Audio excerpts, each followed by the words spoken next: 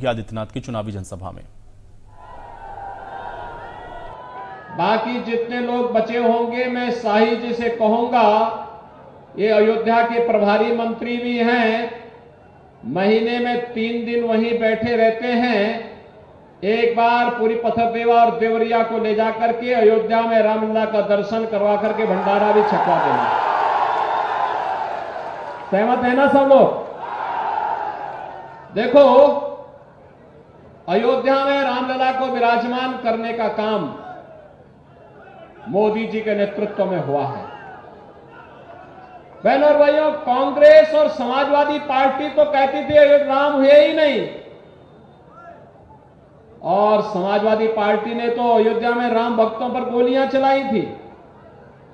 अभी कांग्रेस के एक बुद्धिदाता कहते हैं कि भारत के अंदर राम मंदिर का निर्माण नहीं होना चाहिए था, और समाजवादी पार्टी के एक नेता कहते हैं कि राम मंदिर बेकार बना है। मुझे देख के आश्चर्य होता है इनकी बुद्धि और इनके विवेक पर। अरे भारत के अंदर राम के बगैर कोई काम नहीं, और जो राम का नहीं वो हमारे जो राम का ही नहीं वो हमारे किसी काम का होगा क्या? अरे यहां तो जन्म से लेकर के जीवन की अंतिम यात्रा तक राम ही हमारे साथ होते हैं, और फिर भी कहते हैं राम मंदिर बेकार बना है। क्या आप इसको स्वीकार करेंगे क्या इसको स्वीकार करेंगे क्या? बहनों और भाइयों, ये जो श्रेय और जो यह पुण्य प्राप्त हुआ है, नेतृत्व मोदी जी का है, लेकिन इसके वास्तविक श्रेय के हकदार आप हैं, जिन्होंने कमल चुनाव चिन्ह पर वोट दिया है। और मैं इसलिए कह रहा हूं, आप अपनी वर्तमान और भावी पीढ़ी को कहने के हकदार हैं कि देखो, 500 वर्षों का इंतजार समाप्त करके रामलला को हमने विराजमान कराया है अयोध्या में। वो कहेंगे कैसे? कहना भाई देखो, मोदी जी और योगी जी जो प्रधानमंत्री और मुख्यमंत्री बने हैं ना, हमने कमल निशान दबाया था तब बने हैं, क्योंकि हमारी ताकत तो आप ही लोग हैं। जब आप साई जी को, सलभ मणि को, रामविग्राम त्रिपाठी जी को, सुरेंद्र चौरसिया को, सुरेंद्र कुशवाहा जी को चुनाव जिता करके भेजते हैं, तो यही हमारी ताकत बनती है, और इसी ताकत के बल पर हम राम द्रोहियों को दरकिनार करते हुए राम भक्तों की आस को पूरा करने में अपनी पूरा ताकत लगा देते हैं। तो ये पुण्य आपके साथ में है, और इसलिए बहनों और भाइयों, ये पुण्य इसलिए क्योंकि हम नए भारत में रह रहे हैं, और नए भारत का नेतृत्व मोदी जी कर रहे हैं। मोदी जी के नेतृत्व में आज भारत का सम्मान बढ़ा है। भारत दुनिया की सबसे बड़ी अर्थव्यवस्था बनने की ओर अग्रसर हुआ है। भारत की सीमाएं सुरक्षित हुई हैं। अब देखो, सीमा सुरक्षित हुई है, और सेना के एक बड़े अधिकारी का पुत्र आपके यहां भाजपा ने प्रत्याशी बना करके उतारा है। लेफ्टिनेंट जनरल प्रकाश मणि त्रिपाठी जी के सुपुत्र हैं श्री शशांक मणि त्रिपाठी जी। मोदी जी ने जो पंच प्रण की बात कही, उसमें एक बात यह भी कही कि हमें अपनी सुरक्षा बलों का सम्मान करना होगा।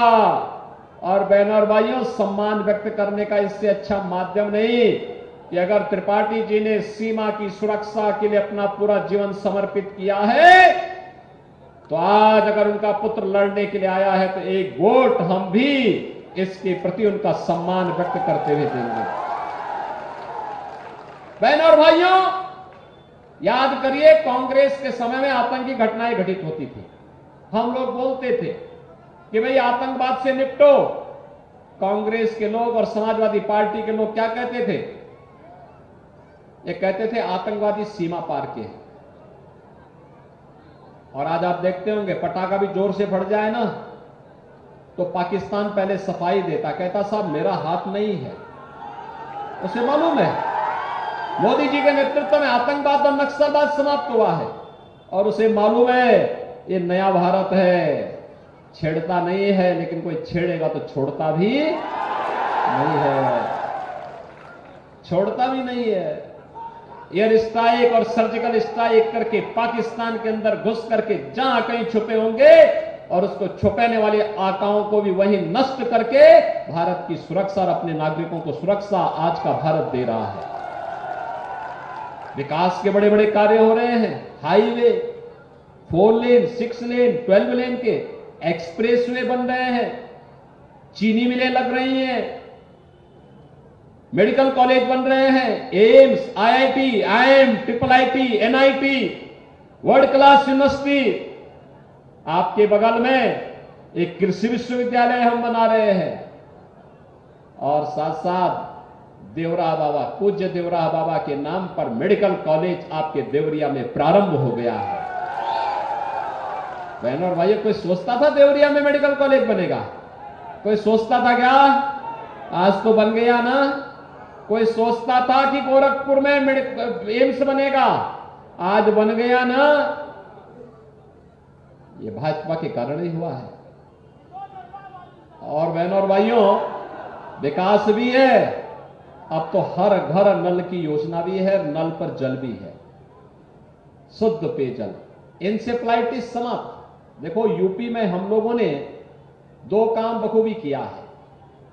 प्रभु राम को विराजमान करने के लिए पूरी ताकत लगाई, प्रभु राम 500 वर्षों के बाद विराजमान हो गए।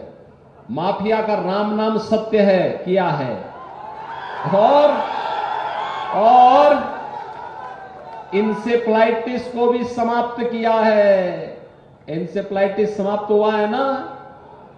मासूम बच्चे मरते थे, गरीबों के, दलितों के, ये सब बच्चे इसी सीजन में जैसे ही जून समाप्त होता था, हर घर में, हर जनपद में एक विचलन पैदा होती थी। लोग चिंतित होते थे, पता नहीं इस कमबख्त बीमारी से कौन बच्चा चपेट में आ जाए। लेकिन बहनों और भाइयों, आज आपके आशीर्वाद से बीजेपी की सरकार प्रदेश में और केंद्र में बनी, इंसेफ्लाइटिस समाप्त।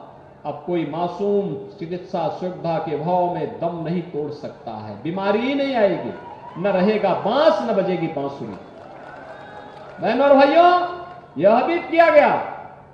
और गरीबों के लिए तो आप सोचो, यह समाजवादी पार्टी और कांग्रेस के समय में गरीब भूख से मरता था, आज 80 करोड़ लोगों को फ्री में राशन।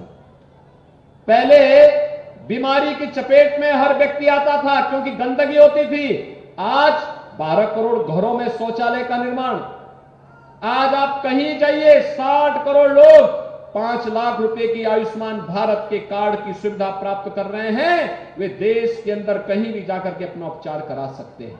और मोदी जी ने कहा है 4 जून को जब फिर एक बार मोदी सरकार आएगी, क्या आएगी फिर एक बार, तो 70 वर्ष से ऊपर के हर एक व्यक्ति को प्रतिवर्ष 5 लाख रुपए की स्वास्थ्य बीमा उपलब्ध कराएंगे। ठीक है ना। किसान को किसान सम्मान निधि मिल रहा है, घर घर में शौचालय बन गए हैं, रसोई गैस के कनेक्शन फ्री में मिल गए हैं।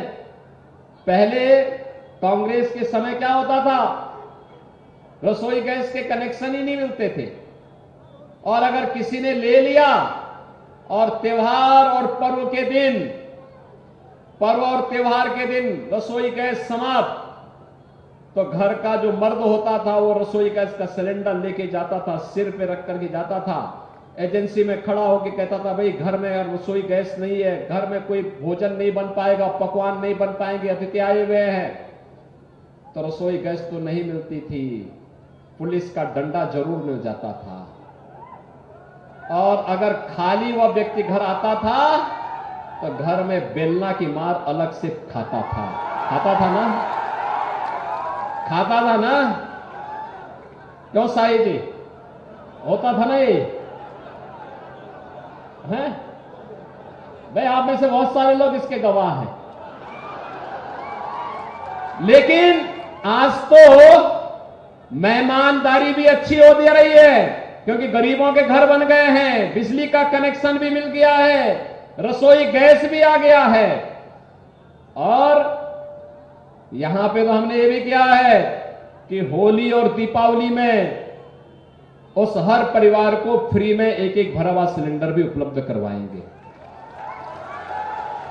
ये साई जी ने ही दबाव बनाया था, ये सलम मणि वगैरह यही दबाव बनाए थे, कहा होली दीपावली हमारे प्रमुख पर्व है, फ्री में दो एक एक सिलेंडर भर करके।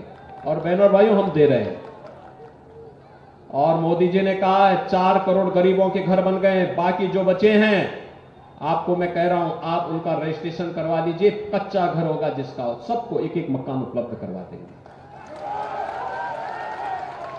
बहनों और भाइयों, सुरक्षा भी, सम्मान भी, विकास भी, गरीब कल्याण भी, विरासत भी और विकास भी, आस्था का भी सम्मान है। एक तरफ भारतीय जनता पार्टी मोदी जी के नेतृत्व में सब कर रही है।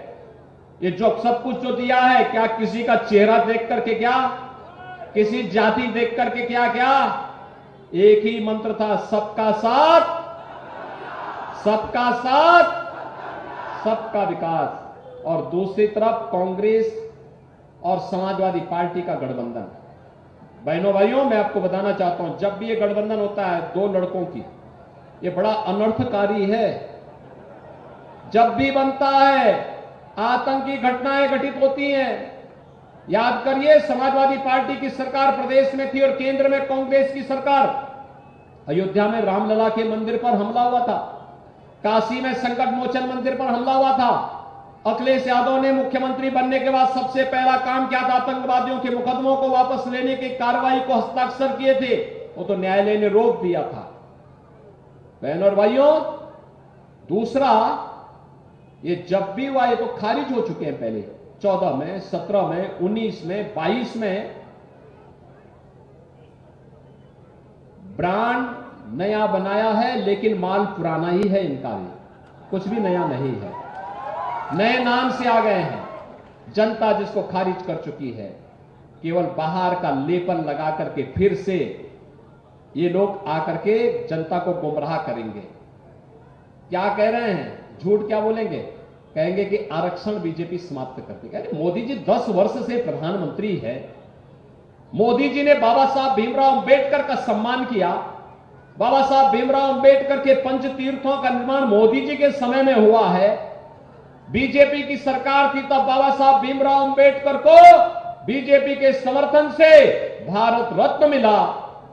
और भारतीय जनता पार्टी और मोदी जी ने प्रतिबद्धता व्यक्त की है कि बीजेपी के रहते हुए कोई अनुसूचित जाति, जनजाति और पिछड़ी जाति का आरक्षण समाप्त नहीं कर सकता है, कोई नहीं कर सकता है।